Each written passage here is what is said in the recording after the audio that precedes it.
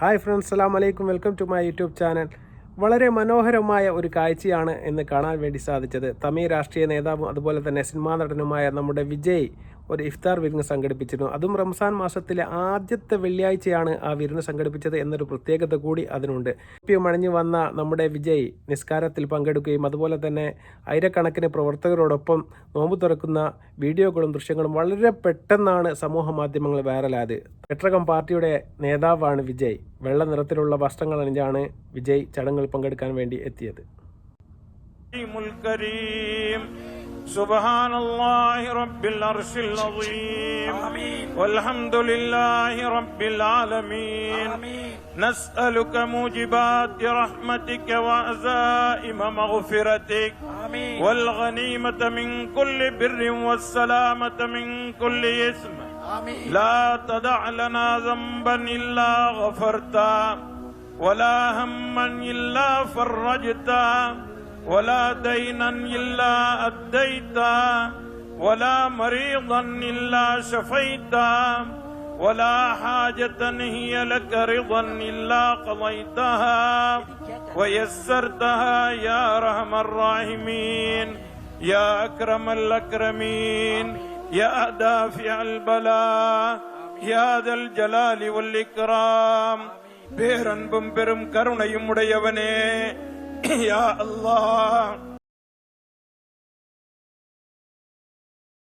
പുറത്തുവരുന്ന റിപ്പോർട്ടുകൾ പ്രകാരം വിജയ് ഒരു ദിവസം നോമ്പ് അനുഷ്ഠിക്കുകയും അതുപോലെ തന്നെ ആചാരങ്ങൾക്കനുസൃതമായി നിസ്കാരം നടത്തുകയും ചെയ്തിരുന്നു. ഇഫ്താർ ചടങ്ങുകളിൽ പങ്കെടുക്കുകയും തുടർന്ന് ആയിരക്കണക്കിന് നാട്ടുകാർക്ക് വിരുന്ന് സംഘടിപ്പിക്കുകയും വിജയ് ചെയ്തിരുന്നു.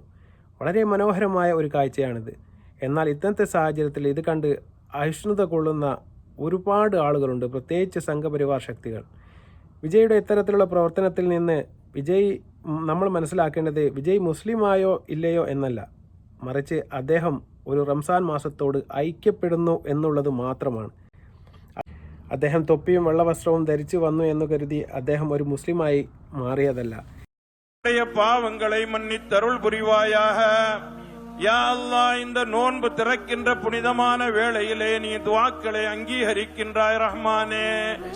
எங்களுடைய சிறிய பாவங்கள், பெரிய பாவங்கள், மறைமுகமாக செய்த பாவங்கள், பகிரங்கமாக செய்த பாவங்கள், கூட்டாக செய்த பாவங்கள், தெரிந்து செய்த பாவங்கள், தெரியாமல் செய்த பாவங்கள் அனைத்தையும் நீ மன்னித்து அருள் புரிவாயாக.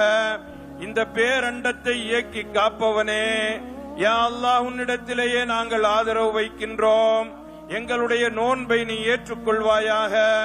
காலம் முழுவதும் பசித்திருந்து, தனித்திருந்து, விழித்திருந்து உன்னை தொழுது வணங்கிய வணக்கங்களை நீ ஏற்றுக்கொள்வாயாக. யா அல்லாஹ், இங்கே கூடியிருக்கக்கூடிய அத்தனை மக்களையும் உன்னுடைய அருளால் நீ நிரப்பி அருள் புரிவாயாக. ரப்பே ரஹ்மானே, யா அல்லாஹ், எதற்காக வேண்டி இந்த இஃப்தாரினுடைய நிகழ்வு நடைபெறுகின்றதோ അത്തனை നോക്കങ്ങളെയും നീ നിറവേറ്റി അരുൾ പുരിവായാക റബ്ബേ. എന്നാൽ ഇത് കണ്ട് കലിപൂണ്ട സംഘികൾ ഇന്നു മുതൽ വിജയ്ക്കെതിരെ ഘോരഘോരം പ്രസംഗങ്ങളും അതുപോലെ തന്നെ ഫേസ്ബുക്കിലും വാട്സപ്പിലും ഇൻസ്റ്റഗ്രാമിലടക്കമുള്ള സോഷ്യൽ മീഡിയകളുടെ പോസ്റ്റുകൾ പങ്കുവെച്ചുകൊണ്ടിരിക്കുകയാണ്. വിജയ് മുസ്ലിമായെന്നും വിജയ് ഇസ്ലാം മതം സ്വീകരിച്ചെന്നും എന്നെല്ലാം പറഞ്ഞുകൊണ്ടാണ് സംഘപരിവാർ ശക്തികൾ ഇത് പ്രചരിപ്പിച്ചു കൊണ്ടിരിക്കുന്നത്. തമിഴ്നാട്ടിൽ DMK ശക്തമായി നിലനിൽക്കുന്ന സാഹചര്യത്തിലാണ് നമ്മുടെ തമിഴ്നാടൻ വിജയ് പുതിയ ഒരു പാർട്ടിയുമായി രംഗപ്രവേശനം ചെയ്തത്. DMK എന്ന് പറയുന്ന പാർട്ടി ഒരു മതനിരപേക്ഷത പാർട്ടിയായി ശക്തമായി നിലകൊണ്ട് തമിഴ്നാട്ടിൽ ഇപ്പോൾ ഭരണം നടത്തിക്കൊണ്ടിരിക്കുകയാണ്. അതുപോലെ തന്നെ ഈ സംഘപരിവാറിനെതിരെ വളരെ ശക്തമായ നിലപാടുകൾ എടുത്തുകൊണ്ടാണ് തമിഴ് വെട്രിക്കടകം പാർട്ടി എന്ന് പറഞ്ഞ് പുതിയ ഒരു പാർട്ടിയുമായി നമ്മളെ വിജയ് കൂടി അവിടെ രംഗപ്രവേശനം ചെയ്തിരിക്കുന്നത്. അത് തന്നെയാണ് സംഘപരിവാരത്തിനെ ചൂടിപ്പിച്ചത് എന്ന് വേണമെങ്കിൽ നമുക്ക് പറയാം. തീർച്ചയായിട്ടും തമിഴ്നാട്ടിൽ ഏകദേശം 6% താഴെ മാത്രം മുസ്ലിങ്ങളുള്ള ഒരു സംസ്ഥാനമാണ് തമിഴ്നാട്. എന്നാൽ താനൊരു രാഷ്ട്രീയ നേതാവായി പിറവിയെടുത്തപ്പോൾ തന്നെ എല്ലാ ജനങ്ങളെയും കൂട്ടിപ്പിടിക്കുക അല്ലെങ്കിൽ ചേർത്തിപ്പിടിക്കുക എന്നുള്ളത് ഒരു രാഷ്ട്രീയ നേതാവിനെ സംബന്ധിച്ചിടത്തോളം ഏറ്റവും പരമപ്രധാനം തന്നെയാണ്. അദ്ദേഹം ഇവിടുത്തെ ഒരു ന്യൂനപക്ഷമാണെന്ന് കരുതി അവരെ മാറ്റി നിർത്താനോ അല്ലെങ്കിൽ അവരോടൊരു ഐക്യം പ്രഖ്യാപിക്കാനോ വിജയ് തയ്യാറായില്ല. വിജയുടെ പാർട്ടി പ്രഖ്യാപനത്തിന് ശേഷം ആദ്യത്തെ ഒരു റംസാൻ കൂടിയാണ് ഇപ്പോൾ വന്നു ചേരുന്നത്. അത് തന്നെ വളരെ വിപുലമായ രീതിയിലുള്ള പരിപാടികളും അതുപോലെ തന്നെ പ്രവർത്തനങ്ങളും സംഘടിപ്പിച്ചുകൊണ്ടാണ് വിജയ് അവരുടെ രാഷ്ട്രീയ പ്രഖ്യാപനം നടത്തിയത്. ഏതായാലും ലക്ഷക്കണക്കിന് ആൾക്കാരാണ് ആദ്യത്തെ രാഷ്ട്രീയ സമ്മേളനത്തിൽ തന്നെ പങ്കെടുത്തത്.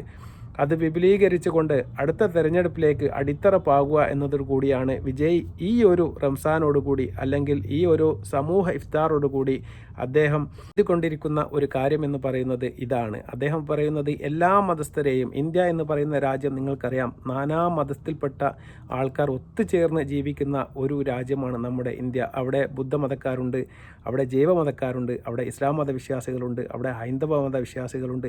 എല്ലാ മതസ്ഥരെയും ഒരുപോലെ കൊണ്ടുപോകാൻ കഴിയുന്ന ഒരു നേതാവിന് മാത്രമേ ഇന്ത്യയിൽ ഭരിക്കാൻ വേണ്ടി സാധിക്കുകയുള്ളൂ. അല്ലാത്ത പക്ഷം അവിടെ കലാപങ്ങളും വർഗീയ കലാപങ്ങളും പ്രശ്നങ്ങളും എല്ലാം തന്നെ ഉടലെടുക്കുകയും അത്തരം പ്രശ്നങ്ങൾ എല്ലാം തന്നെ ഇല്ലാതെ പോകണമെങ്കിൽ നമുക്ക് ഒരു ഐക്യം നിർബന്ധമാണ്. അത്തരം ഐക്യം കാത്തു സൂക്ഷിക്കുന്ന പാർട്ടിക്ക് മാത്രമേ പെട്ടെന്ന് ഭരണങ്ങൾ പിടിച്ചെടുക്കാൻ വേണ്ടി സാധിക്കുകയുള്ളൂ എന്നുള്ള ഒരു വിവരം നമ്മുടെ വിജയ്ക്ക് ഉണ്ട്. അതുകൊണ്ട് തന്നെയാണ് വിജയ് തമിഴ്നാട്ടിൽ ആദ്യം തന്നെ അവിടുത്തെ ന്യൂനപക്ഷ സമൂഹമായ മുസ്ലിം സമൂഹത്തിനോട് കുറച്ച് അടുപ്പം കാണിക്കുകയും അവിടുത്തെ ഇമാമുകളെ ഉൾപ്പെടെ പങ്കെടുപ്പിച്ചുകൊണ്ട് ഏകദേശം 3000-ൽ പരം ആൾക്കാർക്ക് സമൂഹ ഇഫ്താർ വിരുന്ന് നടത്തുകയും അതിലൂടെ ഭക്ഷണങ്ങൾ നൽകുകയും അതുപോലെ തന്നെ അവരുടെ ഇസ്ലാമിക ചര്യകൾക്കനുസരിച്ച് കൊണ്ട് നോമ്പ് പിടിക്കുന്നു.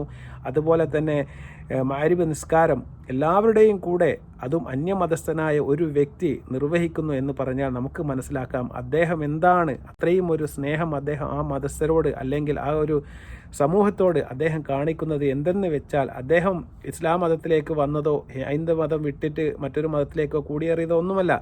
അദ്ദേഹം നമ്മുടെ ഈ നോമ്പ് എന്ന് പറയുന്ന ഈ റംസാൻ മാസത്തിലെ ആ പുണ്യ കർമ്മത്തോട് അദ്ദേഹം താദാത്മ്യം പ്രാപിക്കുകയും അതുപോലെ തന്നെ നമ്മളോട് അതിനോടുള്ള സ്നേഹം പങ്കുവെക്കുകയും മാത്രമാണ് അദ്ദേഹം ചെയ്തത്. അതിനെതിരെ വളരെ വ്യാപകമായ രീതിയിലുള്ള ആക്രമണങ്ങളാണ് സമൂഹ മാധ്യമങ്ങളുടെ ചില സംഘപരിവാർ ശക്തികളുടെ മാധ്യമങ്ങളുടെയും എല്ലാം വളരെ മോശമായ രീതിയിലാണ് വിജയ്ക്കെതിരെ ഇപ്പോൾ പ്രവർത്തനങ്ങൾ അയച്ചുവിട്ടുകൊണ്ടിരിക്കുന്നത്. അത് വളരെ നിരുത്സാഹപ്പെടുത്തേണ്ടത് തന്നെയാണ്.